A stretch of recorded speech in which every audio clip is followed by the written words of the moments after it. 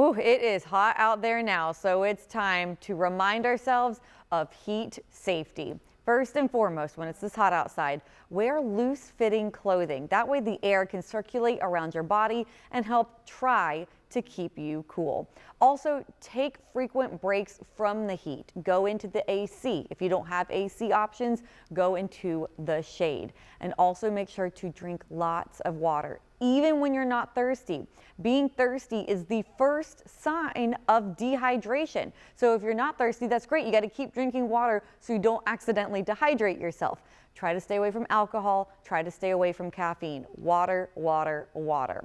Also, make sure that you're checking on at-risk people. Everyone is at risk of heat illness, but there are groups and populations that are more vulnerable to the heat. That would include pregnant women, newborns, children, that even includes teenagers as well, older people, and those with chronic illness.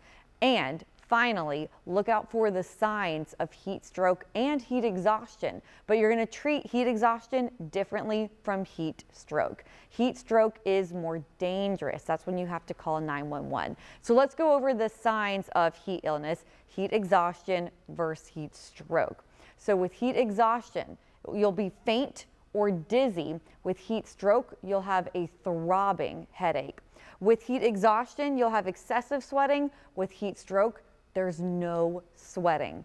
With heat exhaustion, you'll have cool, pale, clammy skin. With heat stroke, you'll have a body temperature of above 103 degrees. So that's red, hot, and dry skin. Again, no sweating. Now, nausea or vomiting, that's possible with both heat exhaustion and heat stroke. You'll have a rapid, weak pulse with heat exhaustion. You'll have a rapid, strong pulse with heat stroke. With heat exhaustion, there's muscle cramps. That's possible. With heat stroke, you may lose consciousness. If you see someone passing out, they are likely suffering from heat stroke. So you have to call 911 immediately and then take action to cool that person down. Move them into the shade, move them into the AC.